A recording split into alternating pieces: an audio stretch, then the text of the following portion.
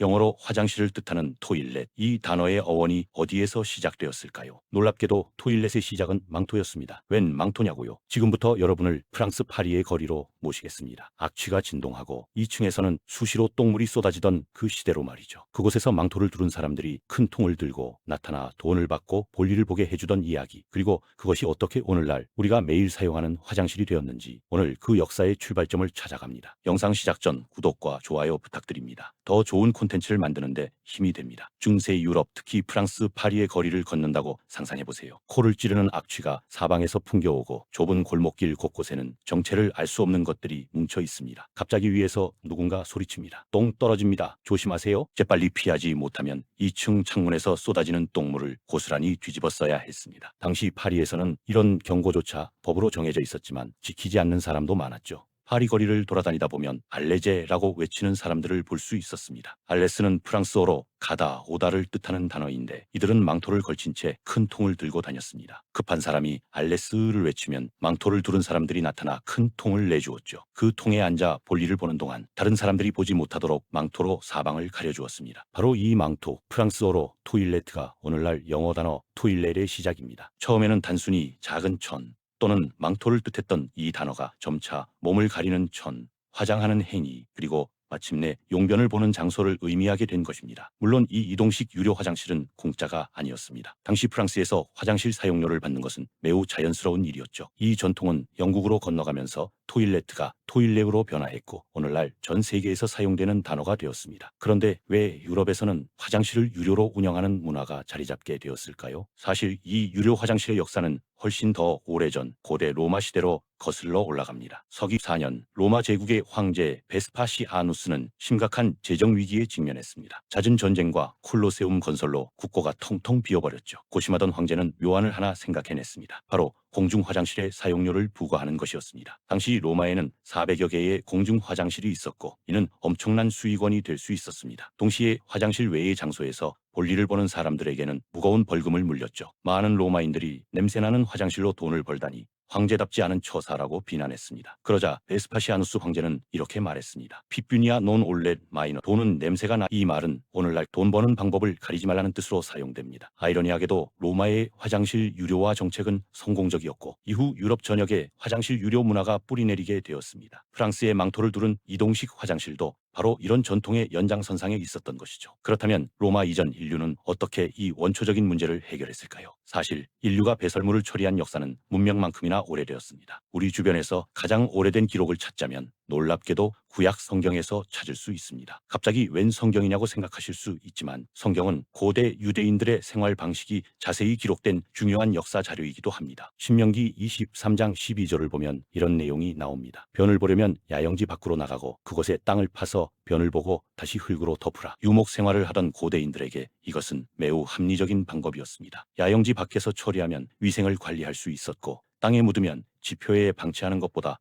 분해도 빨랐으니까요. 하지만 이런 방식은 인구가 적고 정착지를 자주 옮길 때만 가능한 일이었습니다. 인구가 늘어나고 도시가 형성되자 고대인들은 더 혁신적인 방법을 고안해야 했습니다. 그렇다면 인류 최초의 화장실은 언제, 어디에서 만들어졌을까요? 세계에서 가장 오래된 화장실은 스코틀랜드 오크니 제도의 신석기 시대 유적에서 발견되었습니다. 기원전 800년에 만들어진 이곳에는 주거지 사이에 벽으로 구분된 공간이 있었는데 이 공간 아래쪽이 배수구와 연결되어 있었습니다. 확실하지는 않지만 고고학자들은 이곳이 화장실로 사용되었고 용변을 물로 씻어 내보냈을 것으로 추측하고 있습니다. 더 확실한 증거는 인더스 문명에서 찾을 수 있습니다. 기원전 2600년경 건설된 모헨조다로는 당시 인더스 문명에서 크게 번성했던 도시였습니다. 이 도시의 상류층 주택들을 보면 정말 놀랍습니다. 벽돌로 벽을 쌓고 그 안에 욕실과 화장실을 설치했는데 벽돌을 쌓아 올린 위에 나무판을 얹어 인류 최초의 좌변기를 만들어냈습니다. 더 놀라운 것은 이 도시에 상하수도 시스템이 갖춰져 있었다는 점입니다. 상수도에서 깨끗한 물을 가져와 사용하고 오물은 하수도를 통해 도시 밖으로 배출했습니다. 지금으로부터 4600년 전의 일입니다. 메소포타미아 문명의 도시 에스눈나, 그리스 크레타 섬의 크노소스 궁전에서도 비슷한 수세식 화장실 흔적이 발견되었습니다. 특히 크노소스 궁전의 화장실은 기원전 2000년경의 것으로 볼로 만든 변기에 앉아 볼일을 보면 배수 파이프에서 물이 흘러나와 배설물을 씻어냈습니다. 고대 문명에서 가장 발달한 화장실 시스템을 가진 곳은 단연 로마 제국이었습니다. 로마인들은 도시 전체에 상하수도 시설을 구축했고 각 가정의 화장실까지 수세식으로 만들었습니다. 4세기 로마 시내에만 무려 400여 개의 공중 화장실이 있었다고 하니 그 규모를 짐작할 수 있습니다. 로마의 공중 화장실은 단순히 볼일을 보는 공간이 아니었습니다. 변기가 여러 개 나란히 놓여 있었고 사람들이 서로 몸이 닿을 정도로 간격이 좁았습니다. 하지만 로마인들은 이에 대해 전혀 거부감이 없었고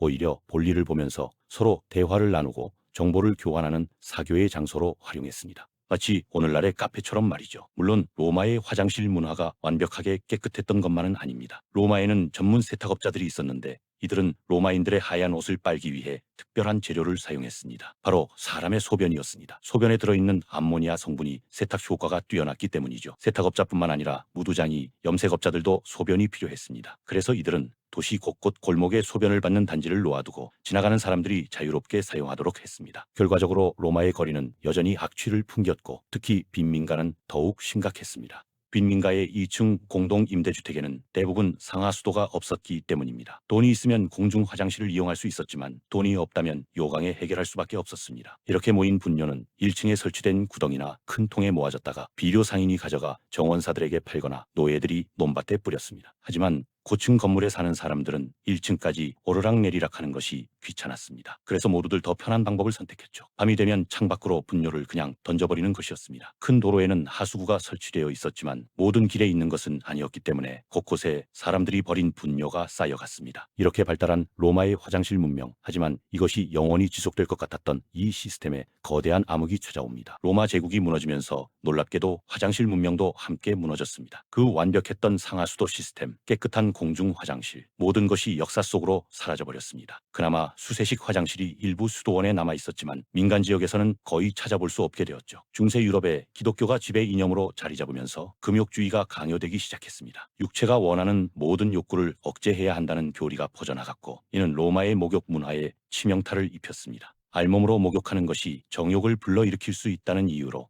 악습으로 여겨지게 된 것입니다. 심지어 중세의 의학은 목욕이 건강에 좋지 않다고 주장했습니다. 물이 피부를 약하게 만들어 질병에 취약해진다고 믿었던 것이죠. 목욕을 멀리한 유럽인들의 몸에서는 심한 악취가 풍겼고 이를 가리기 위해 향수 산업이 발달하기 시작했습니다. 하지만 향수로 가릴 수 없는 것이 있었으니 바로 계속해서 발생하는 전염병이었습니다. 유럽에서 목욕 문화가 사라지자 실내 화장실도 함께 사라져갔습니다. 16세기 초 종교개혁은 결정타였습니다. 청결 경쟁이 벌어지면서 유럽인들은 몸에 물이 닿는 것조차 꺼리게 되었고 가정은 물론 궁전에서까지 화장실의 자취를 감추게 되었습니다. 그렇게 유럽의 도시들은 점점 오물천지가 되어갔습니다. 19세기 중반까지만 해도 유럽은 도시 전체가 거대한 화장실이나 다름없었습니다. 공중 화장실은 물론 집에도 화장실이 거의 없어서 대낮에도 거리낌 없이 남녀 불문하고 거리에서 볼일을 보곤 했습니다. 비가 오면 동물의 배설물과 인간의 배설물이 뒤섞여 강으로 흘러들어갔고 하수 시스템조차 제대로 작동하지 않았습니다. 부인을 업어 도로를 건너주는 직업이 있을 정도였으니 당시 거리가 얼마나 더러웠는지 상상이 가시나요? 2층에서는 수시로 요강에 담긴 배설물을 거리로 내던졌습니다. 이를 피하거나 옷을 가리기 위해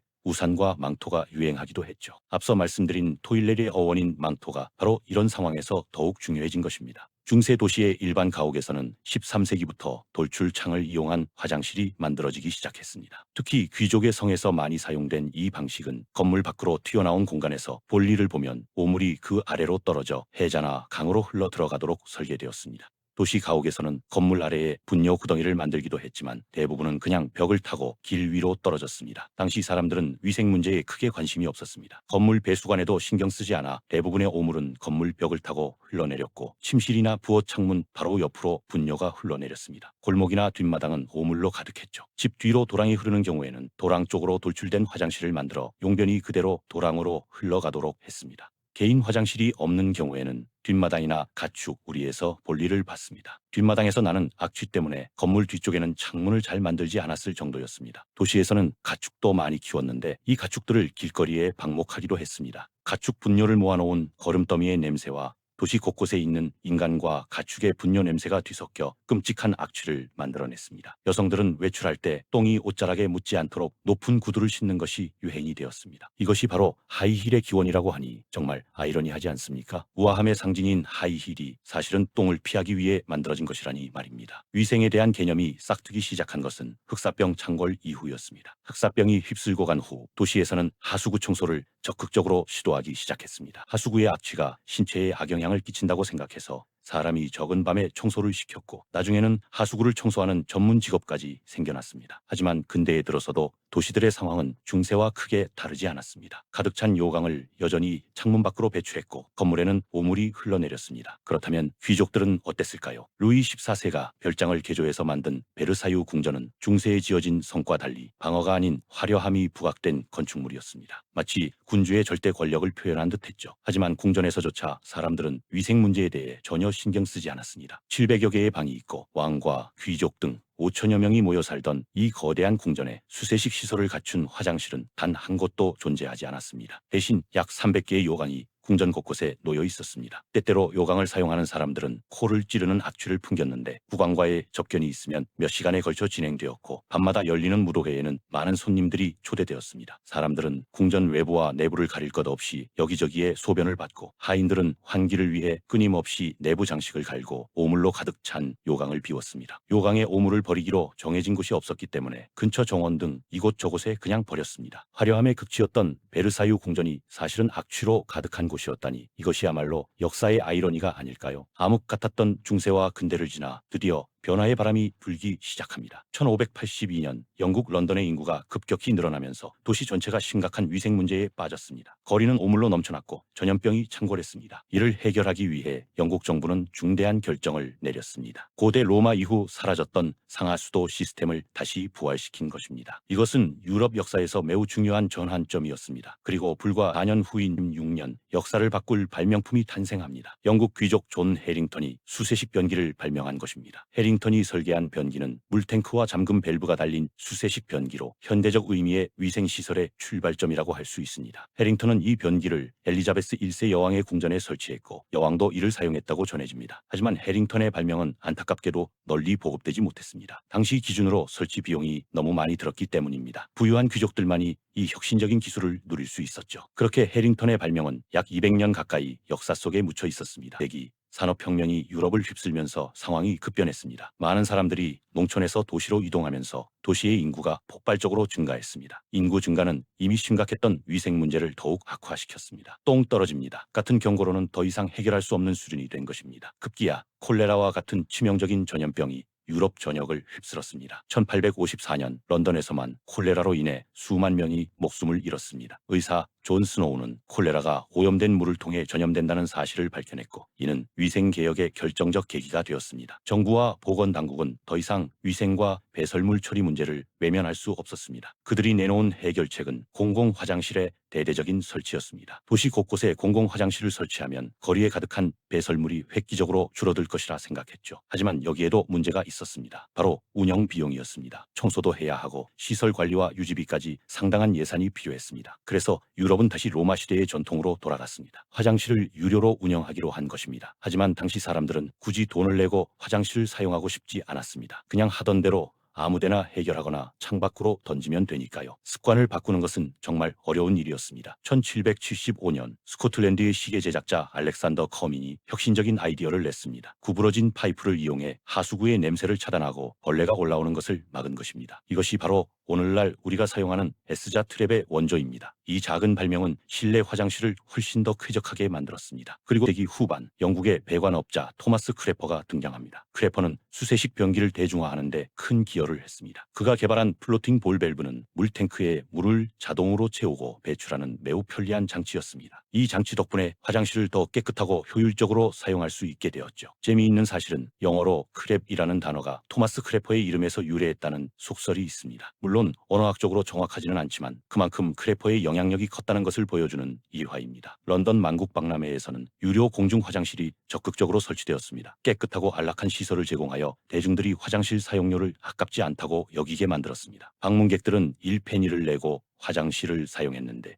이것이 큰 성공을 거두면서 스펜드 에이펜이라는 표현이 생겨났습니다. 지금도 영국에서는 화장실의 가다를 완고 표현할 때 이 말을 사용합니다. 이 유료 화장실 모델은 매우 성공적으로 운영되었고 유럽의 많은 도시들이 이를 따라하기 시작했습니다. 20세기 초반부터 유럽의 대도시에서는 점차 현대적인 화장실 시스템이 확립되었습니다. 하수도와 배수 시스템이 현대화되고 공중 화장실뿐만 아니라 개인 주택에도 실내 화장실이 설치되는 것이 보편화되었습니다. 1908년에는 마침내 서울에도 근대적인 상수도가 들어오게 됩니다. 제국주의 시대를 거치면서 유럽의 위생 개념이 동아시아로도 전파된 것입니다. 영국의 의학저널 란셋은 이렇게 평가했습니다. 과거 수세식 변기의 발명으로 시작된 위생혁명보다 더 많은 생명을 구하고 보건을 발전시킨 혁신은 없다. 실제로 수세식 화장실의 보급과 함께 콜레라, 장티푸스, 이질 같은 수인성 전염병이 극적으로 감소했습니다. 인류 평균 수명이 늘어난 데에는 의학의 발전도 있지만 화장실 혁명의 기여도 결코 작지 않았습니다. 하지만 여기서 의문이 듭니다. 이렇게 위생혁명이 일어났는데 왜 현대 유럽에서는 여전히 화장실이 부족하고 유료인 것일까요? 이렇게 위생혁명이 일어났는데도 왜 현대 유럽에서는 여전히 화장실이 부족하고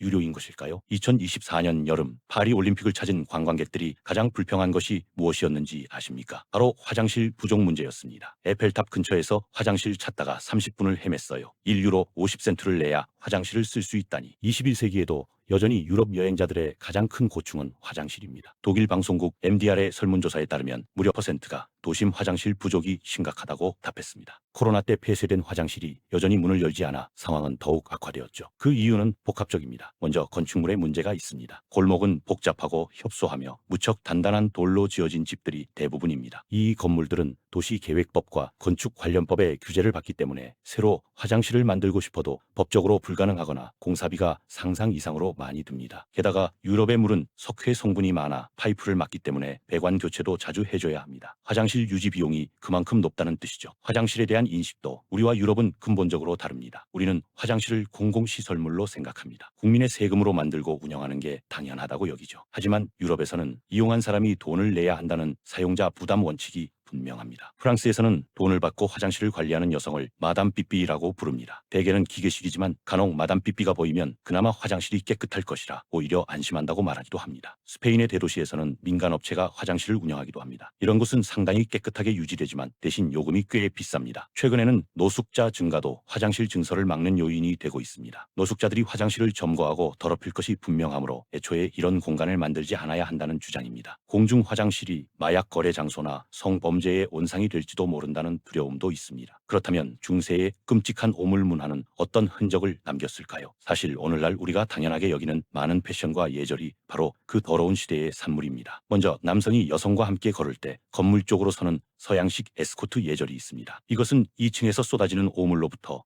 여성을 보호하기 위한 것이었습니다. 신사가 희생양이 되어 숙녀를 지키는 것이죠. 망토와 높은 중절모도 마찬가지입니다. 창문에서 쏟아지는 똥물을 맞더라도 옷과 머리를 보호하기 위해 두툼한 망토를 걸치고 높은 모자를 썼습니다. 오늘날 신사의 상징인 중절모와 코트가 사실은 똥 세례를 막기 위한 방어구였던 셈입니다. 하이힐에 대해서도 많은 오해가 있습니다. 중세 유럽에서 오물을 피하기 위해 하이힐을 신었다는 이야기가 널리 퍼져 있지만 이는 정확하지 않습니다. 실제로 오물을 피하기 위해 신은 신발은 패턴이라는 남학신 형태였습니다. 앞뒤굽이 모두 높은 이 신발은 일본의 게타와 비슷한 모양이었죠. 반면 하이힐은 뒷굽만 높고 앞굽은 낮은 형태로 주로 귀족들의 패션 아이템이었습니다. 특히 루이 14세는 자신의 작은 키를 보완하기 위해 10cm가 넘는 하이힐을 신었고 이것이 궁정에서 유행했습니다. 물론 오물이 가득한 거리에서 패턴이든 하이힐이든 굽 높은 신발이 필요했던 것은 사실입니다. 하지만 하이힐의 주된 목적은 신분과 권력의 과시였지 위생이 아니었던 것이죠. 그런데 정말 아이러니한 것은 이 모든 더러운 역사를 겪은 유럽이 오늘날에는 환경과 위생에 가장 엄격한 대륙이 되었다는 점입니다. 흑사병이라는 엄청난 대가를 치르고 나서야 그들은 위생의 중요성을 깨달았습니다. 9세기 콜레라 대유행 이후 본격적인 상하수도 혁명이 일어났고 공중보건 개념이 자리 잡았습니다. 이제 유럽의 수돗물은 세계에서 가장 깨끗한 축에 속하고 환경 규제는 가장 엄격합니다. 한국은 어떨까요? 우리는 다행히도 유럽의 중세와 같은 끔찍한 오물 문화를 겪지 않았습니다. 조선시대에도 분뇨는 귀중한 걸음으로 여겨져 체계적으로 수거되었고 거리에 함부로 버리는 것은 법으로 금지되었습니다. 경국대전과 대명률에는 집에 담장을 뚫어 오물을 길거리에 내버리는 자는 태형 40대에 처한다는 기록이 있습니다. 오늘날 한국은 공중 화장실 천국이라고 불릴 만합니다. 지하철역, 공원, 각종 건물마다 깨끗한 화장실이 갖춰져 있고 모두 무료로 이용할 수 있습니다. 2018년 평창 올림픽 때 외국 관광객들이 가장 놀란 것 중 하나가 바로 이것이었습니다. 어디를 가도 깨끗한 화장실이 있고 돈을 내지 않아도 된다니. 하지만 우리에게도 숙제는 있습니다. 한국은 공중 쓰레기통이 턱없이 부족합니다. 버릴 휴지가 생겨도